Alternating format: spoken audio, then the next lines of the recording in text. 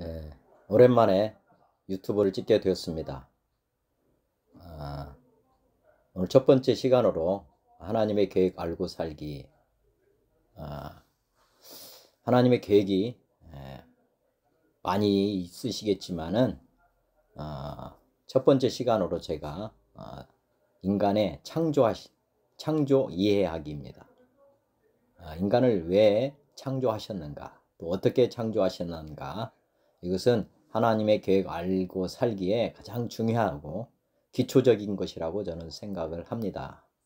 오늘 제가 평신도지만은 지금까지 주님께서 저에게 많은 것들을 알려주셨고, 오늘 지금까지 알려주신 것들을 정리하는 시간이라고 보시면 되겠습니다. 저의 생각과 다를 수도 있습니다. 그렇지만 제가 믿음 생활하는데 도움이 되었기 때문에 제가 도움을 드리기 위해서 이 영상을 찍었다는 것 이해해 주시고 한번 들어보시면 좋겠습니다. 자, 인생이란, 또 인간이란 어떤 존재인가? 주님께서 저에게 신앙생활을 하는 많은 그리스도인들에게 신앙도 AS를 할 필요가 있다 하는 마음을 주셨습니다. 그래서 모든 피조물들 보면, 예를 들어서 사람이 기계를 만들든 책을 쓰든 사실 처음부터 완벽하게 만들 수 있는 그런 존재가 되지 못하다 보니까 제조 과정에서 흠결이 있을 수 있고, 또 사용 과정에서 또 고장이 날 수도 있습니다. 이렇게 사람이 만든 것들도 다 AS라고 하는 어떻게 보면 제조자가 지원하는 이 서비스를 통해서 만든 제품을 더 오래 쓰고 더 잘 쓰게 될 수 있는 것입니다. 마찬가지로 우리 하나님께서는 우리 인간을 창조하셨습니다. 창조하셨다는 것은 또 설계도를 가지고 있고 또 AS를 해주시는 그런 분도 된다는 것 생각해 보시면서 오늘 이 준비된 말씀을 보시면 좋겠습니다. 자, 인생이 어떻게 만들어졌는가? 인생이 어떻게 만들어졌는가? 왜 이것을 이해하는 것이 중요하냐면, 인간의 설계도를 알아야 AS를 잘 받을 수가 있습니다. 인간의 설계도를 알아야, 우리가 성경은 인생 사용 설명서입니다. 인생 사용 설명서인데 이 설계도에 근거해서 서비스를 우리가 신청해야 된다. 이렇게 생각해 보시면 이 설계도를 이해하는 것이 얼마나 중요한지를 아실 거라고 저는 생각이 됩니다. 자, 인생은 사용 설명서다. 자, 하나님께서 우리 인간을 어떻게 창조하셨는가 보시면은, 피조물 중에서 오직 사람의 형상만 하나님의 형상과 같게 창조했다고 기록하고 있습니다. 창세기 1장 26절에 보면, 하나님이 이르시되 우리 형상을 따라 우리의 모양대로 우리가 사람을 만들고. 지금 5일 동안 만들었던 피조물들을 쭉 보시면은 하나님의 형상으로 만든 건 없습니다. 6일째 마지막에 사람을 창조하셨는데 하나님의 형상을 따라서 또 하나님의 모양으로, 하나님의 모양대로 사람을 만들었다. 자, 여기서 하나님은 한 분이신데 왜 우리라는 말씀을 썼느냐? 이게 키입니다. 키. 하나님의 형상을 알아야만 인간의 형상을 알 수 있다는 거죠. 지금 보면. 자, 그래서 이 우리라고 하는 것은 잘 아시겠지만은 삼위 하나님을 말씀합니다. 하나님은 한 분이시지만 삼위로 되어 있기 때문에 우리의 형상이라고, 우리라는 용어를 쓰고 있다. 이렇게 보시면 되겠습니다. 그래서 이게 키입니다. 사람도 삼위로 되어 있다. 이렇게 추측해 볼 수 있고, 뒤에 이제 성경에는 데살로니가전서 5장 23절에 사람은 영과 혼과 육으로 만들어져 있다. 이렇게 명확하게 또 성경에서 기술하고 있습니다. 자, 하나님이 자기 형상 곧 하나님의 형상대로 사람을 창조하시고 남자와 여자를 창조하셨다. 네. 자, 그 다음에 동물과 인간이 다른 이유. 앞에서 말씀드렸지만은 다른 이유는 한마디로 뭡니까? 동물과 인간이 다른 이유는 형상이 다르다. 사람은 하나님의 형상으로 만들어졌지만은 동물은 하나님의 형상으로 만들어진 게 아닙니다.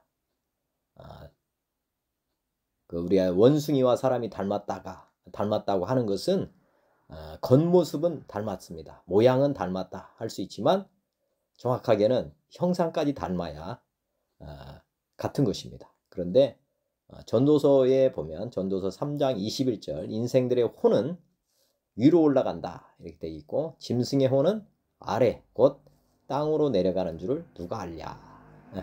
형상이 다르고 가는 방향이 다릅니다. 동물은 혼과 육으로 창조되어 있고 말씀드렸지만은 사람은 영과 혼과 육으로 하나님과 같이 삼위로 만들어져 있다. 그래서 인간이 동물을 다스릴 수 있는 것은 우리가 영적 존재이기 때문에 동물은 사람의 다스림을 받는 존재로 처음부터 이렇게 만들어졌다. 그래서 지금 우리가 보면 가축을 키우고 훈련을 시키고 하는 것들은 이렇게 창조 섭리에 차이가 있기 때문에 그리고 인간이 다스릴 수 있도록 만들어져 있기 때문에 지금 사람이 하는 것입니다. 다스릴 수 있는 것입니다. 만약에 인간의 형상과 같이 만들어졌다면 다스리기 어려울 것입니다. 자, 하나님의 형상 지금 보면 새 영 지금 보면 하나님도 사단도 사람도 영적 존재라 이렇게 이해하시면 되겠습니다. 하나님도 삼위로 하나님의 형상이 뭘까? 하나님의 형상 그 다음에 사람의 형상 마귀의 형상 이 세 영적 존재가 지금 이 세상에는 하나님, 사람, 사단 이렇게 영적 존재가 이렇게 크게는 세 부류로 되어 있습니다. 마귀라고 하면 뭐냐? 인간을 미혹하여 하나님의 자리를 마귀 자신이 차지했다.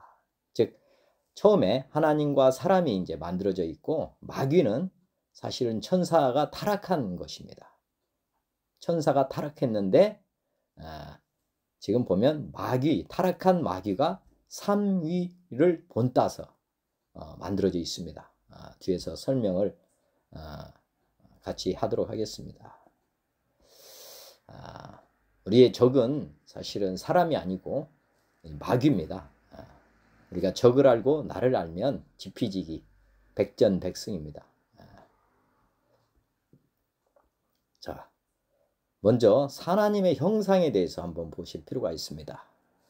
성경에 나타난 하나님의 모습, 형상 보면 자 오늘 첫 시간 꼭 알아야 할 존재, 사실이 뭐냐 한번 잘 보시면 자 보이지 않는 영적 존재가 앞에서 말씀드렸지만은 하나님, 천사, 사탄입니다. 영적인 존재.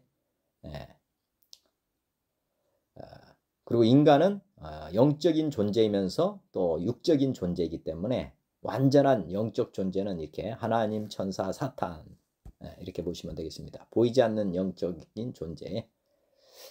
우린 보이지 않는 공기와 같은 그렇게 지금 활동하는 영적 존재가 하나님, 천사, 사탄이다. 인간은 인간은 동물하고 달라서 영적인 존재이기도 하고 육적인 존재이기도 합니다. 자, 인간은 보이지 않는 것에 주목해야 된다. 왜냐? 이 보이지 않는 존재가 사실은 인간에게 영향을 미치기 때문에 그렇습니다. 고린도 후서에도 보면 우리가 주목하는 것은 보이는 것이 아니고 4장 18절 고린도후서 4장 18절 보이지 않는 것이니 보이는 것은 잠깐요 보이지 않는 것은 영원하다. 우리가 영생을 누리고자 한다면 반드시 보이지 않는 존재, 보이지 않는 영적 존재에 대해서 우리가 알고 살아가야 됩니다. 자, 하나님의 형상은 새 영으로 존재한다. 하나님의 형상이 새 영으로 존재한다. 그래서 창세기 1장에 아까 뭐라고 했습니까? 우리의 형상을 따라. 첫 번째 형상이 누구냐? 아버지 하나님이다. 아버지 하나님. 구약에서는 언제 나옵니까? 이게 창세기 4장에 물론 창세기 1장, 2장에 하나님이라고 하는 존재가 있죠. 창조주가 계시지만은 언제부터 이제 하나님이란 존재가 인간에게 불려졌느냐는 창세기 4장 26절에 아담의 세 번째 아들이 셋입니다. 셋이 아들을 낳고 그의 이름을 에노스라 하였으며 그때의 사람들이 비로소 여호와의 이름을 불렀다. 이 땅에 나타나신 하나님은 이제 여호와란 이름으로 불려지고 있었습니다. 그러니까 이분이 아버지 하나님 되시죠. 예수님 오시고 나서는 아버지 하나님이다. 우리는 지금 신약 시대에는 그렇게 부르고 구약에서는 이스라엘 사람들은 여호와라는 이름으로 부릅니다.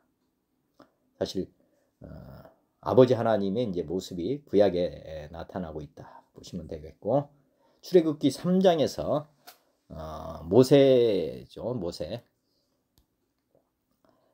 모세에게 나타나신 하나님 뭐라고 하시냐 보면, 나는 내 조상의 하나님이니 아브라함의 하나님, 이삭의 하나님, 야곱의 하나님이니라. 모세가 하나님 배우기를 두려워하여 얼굴을 가리매 하나님이 모세에게 이르되 나는 스스로 있는 자니라. 여호와 하나님이 누구냐? 이 세상 모든 피조물들은 다 스스로 창조되지 못했습니다. 만든 분이 있다는 거죠. 그래서 하나님은 창조주이신데, 그러면 창조주 하나님은 어떤 분이냐? 모세에게 첫 번째 자기 자신을 말씀하셨습니다. 나는 스스로 있는 자다. 창조주만 스스로 있는 자죠. 그러면 아까 영적인 존재라고 했지만 천사, 마귀는 스스로 있는 존재가 아닙니다. 이거는 하나님을 섬기는 존재고, 하나님 피조물이기 때문에 하나님의 다스림 가운데 있는 영적 존재다 보시면 되겠습니다. 하나님만 스스로 있는 자다.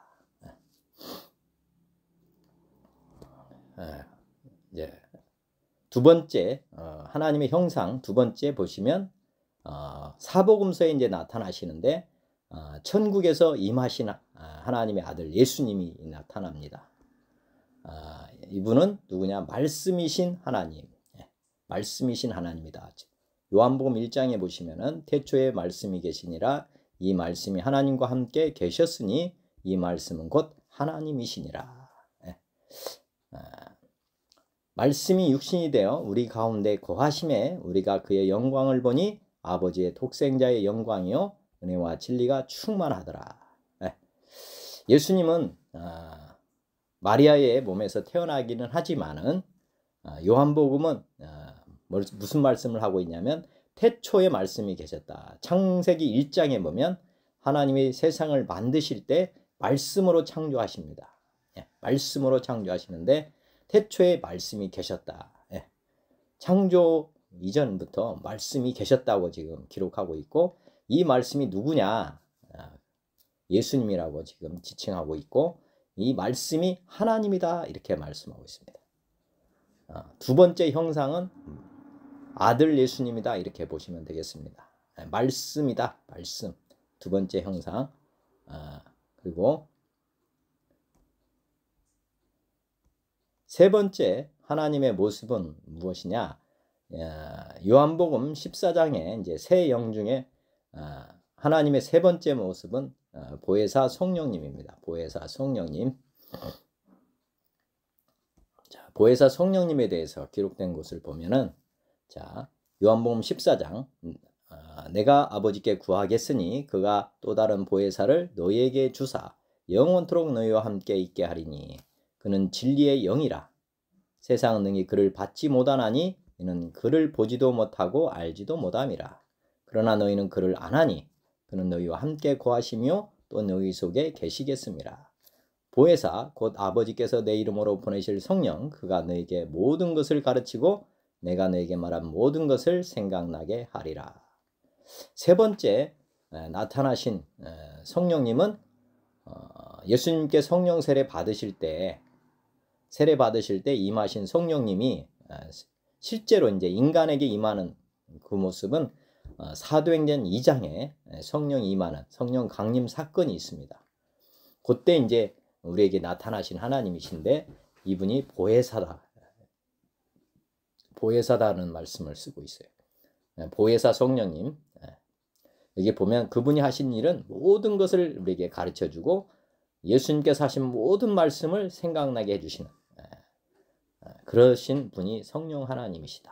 이렇게 세 번째 모습으로 하나님이 계시가 됐습니다. 자, 인간의 형상도 한번 볼 필요가 있습니다. 삼위일체 인간, 제가 이렇게 표현했는데 한번 보시겠습니다. 사람은 아까 사람을 창조하는 과정은 1장과 2장에 나와 있습니다. 모든 피조물 중에서 하나님이 직접 손으로 만드신 존재는 사람입니다. 여기 보면 흙으로 먼지로 사람을 만들었다. 그리고 생명을 불어넣으셨다. 흙으로 만들었다. 이게 이제 육적인 존재로 만들어졌다는 거죠. 육적인 존재. 그리고 생명을 불어넣으셔가지고 영적인 존재가 되게 하셨다. 영적 존재다. 육적, 영적. 그리고 선악과를 따먹지 마라. 이렇게 선택권을 준 걸로 보면 여기는 의지적 존재. 우리 보면 혼적 존재다. 이렇게 보시면 되겠습니다. 자, 하나님은 사람을 창조하실 때 로봇처럼 만들지 아니하시고 자유의지를 주셨다. 이 자유의지를 주셨다는 것이 선악과를 따먹지 마라. 이렇게 어떻게 보면 의사결정권자로 준 것입니다. 결정권을 인간에게 주신 거죠. 결정권, 마음, 생각, 의지. 이 혼이라고 하는 것은 마음이라고 할 수도 있고요. 지정의로 돼 있다. 지정의 이렇게 혼은 이렇게 구성되어 있다. 이렇게 보시면 됩니다. 결정권을 부여해 주셨다. 복종하는 존재가 아니라 자유의지로 순종하는 존재로 만드셨다. 이렇게 보시면 되겠습니다. 이 훈련을 위해서 율법 즉 생명나무와 선악과 나무를 동산 중앙에 놓고 그다음에 선악과를 따먹지 말라 이 명하심으로 말미암아서 보면 인간은 혼적인 존재다. 이렇게 보시면 되겠습니다. 사람의 창조 두 번째 보면 설명 데살로니가전서 5장에 보면은 사람이 뭘로 되어 있는지를 알 수가 있습니다. 평강의 하나님이 친히 너희를 온전히 거룩하게 하시고 또 너희의 온 영과 혼과 몸이 우리 주 예수 그리스도께서 강림하실 때에 흠없게 보존되기를 원한다. 여기 보면 너희의 영과 혼과 몸이 이렇게 사람을 이 세 구성체로 돼 있다. 세 개로 구성되어 있다. 이걸 지금 말씀하고 있습니다. 그래서 이 영과 혼과 몸이 되어 있다. 이게 데살로니가서 5장 23절에 이렇게 되어 있고 또 히브리서 4장에도 보면은 하나님의 말씀은 살아있고 활력이 있어 좌우의 날선 어떤 것보다 예리하여 혼과 영과 여기 이제 몸이죠. 관절과 골수를 찔러 쪼개기까지 하며 이게 몸. 이 사람은 영과 혼과 몸으로 되어 있다 하는 것을 지금 히브리서 4장에서도 말씀하고 있습니다. 또 마음의 생각과 뜻을 판단한다. 하나님은 우리의 마음까지도 보시는 분이다. 이 말씀이 여기에 영향을 미친다는 거죠. 말씀은 마음의 생각과 뜻과 연결이 돼 있다. 이렇게 보시면 되겠습니다. 그 다음에 마귀의 형상이 어떻게 돼 있느냐. 마귀의 형상까지 생각하시는 분들은 많지 않은 것 같습니다. 근데 우리가 보면은 공산당이 보면은 성경을 그대로 본따서 만드는 것입니다. 그 조직이 이단도 마찬가지입니다. 하나님 자리에 자신들이 앉아 있는 거죠. 그리고 이 성경대로 이렇게 공동체를 만들었고, 공산주의가 공동체거든요. 큰 공동체인데 거기에 하나님이 앉을 자리에 어떻게 보면 예를 들어서 북한 같으면 김정은이 앉아 있는 꼴입니다. 그리고 이단도 마찬가지로요. 이단의 괴수가 앉아 있죠. 지금 보면 마귀가 삼위일체로 돼 있다는 것을 성경에서는 보여주고 있습니다. 한번 보시면은 사단도 새 영의 형식으로 존재한다. 새 영의 형식으로 하나님을 본따서 지금 사단도 활동하고 있다. 이걸 정확하게 하시는 게 굉장히 중요합니다.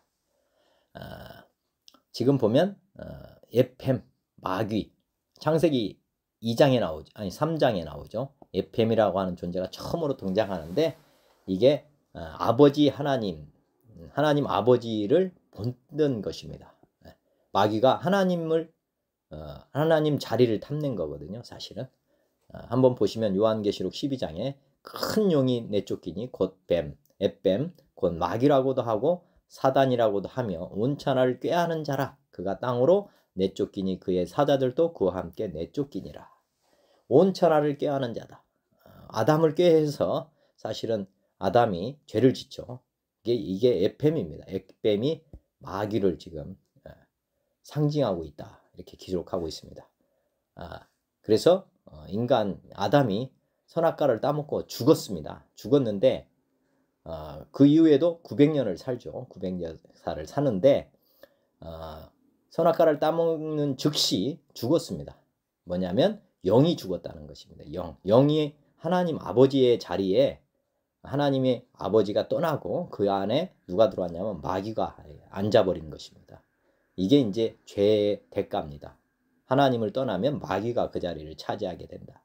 그래서 온천하를 꾀하는 자다. 온천하를 얻기 위해서 아담을 꼬신 거죠. 그래서 아담의 그런 모든 권위를 뺏어간 것입니다. 즉 아담이 죄를 짐으로 말미암아서 이 세상을 통치하는 모든 권세가 마귀에게 이렇게 넘어갔다. 이렇게 보시면 됩니다. 그래서 마귀가 이제 사람 대신에 세상을 다스린다. 그렇게 하기 위해서 아담을 꼬신 거죠.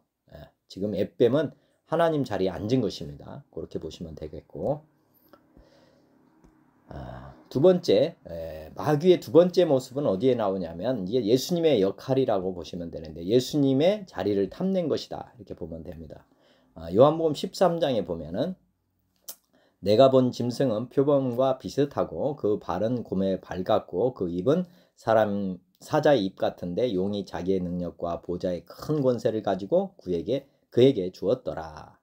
아까 이 용이 아까 사단의 우두머리라고 그랬죠.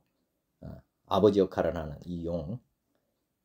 그의 머리 하나가 상하여 죽게 된 것 같더니 그가 그 죽게 되었던 상처가 나음에 온 땅이 놀랍게 여겨 짐승을 따르고.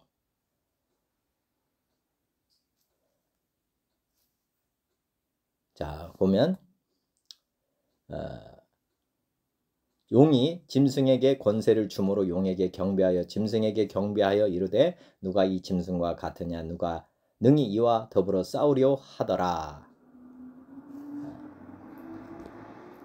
짐승 앞에서 받은 바 이적을 행함으로 땅에 거하는 자들을 미혹하며 땅에 거하는 자들에게 이르기를 칼에 상하였다가 살아난 짐승을 위하여 우상을 만들라 하더라. 그가 권세를 받아 짐승의 우상에 생기가 되어 생기를 주어 그 짐승의 우상으로 말하게 하고 또 짐승의 우상에 경배하지 않은 자는 몇이든지 다 죽이게 하더라. 여기 보면 어디서 나오냐?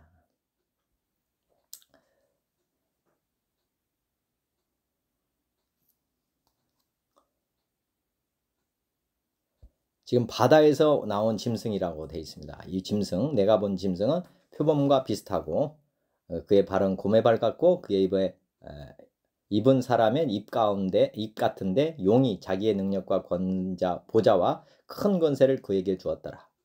예수님께서 십자가에 죽으시고 부활하시는 모습과 유사합니다. 지금 보면 그래서 예수님이 죽으시고 부활하셨을 때 하나님이 하늘과 땅의 모든 권세를 누구에게 주시냐면 예수님께 주시는 것입니다.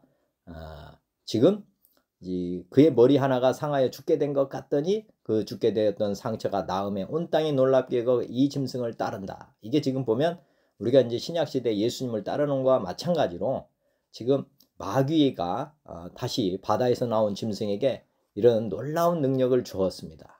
그래서 지금 보면 예수님의 권능도 있지만은 마귀도 이러한 존재를 만들었다. 이렇게 보시면 되겠습니다. 그래서 용이 짐승에게 자기가 가졌던 모든 권세를 주었다. 그리고 용에게 경배하며 짐승에게 경배하여 이르되 지금 마귀도 두 번째 형상을 만들었다. 이렇게 보시면 되겠습니다. 자, 세 번째 보면은 땅에서 나온 짐승이라는 말씀이 나옵니다. 요한계시록 아까 그 말씀에 아까 바다에서 나온 짐승이라고 표현이 되어 있는데 말씀을 제가 다 넣지를 못했던 것 같습니다.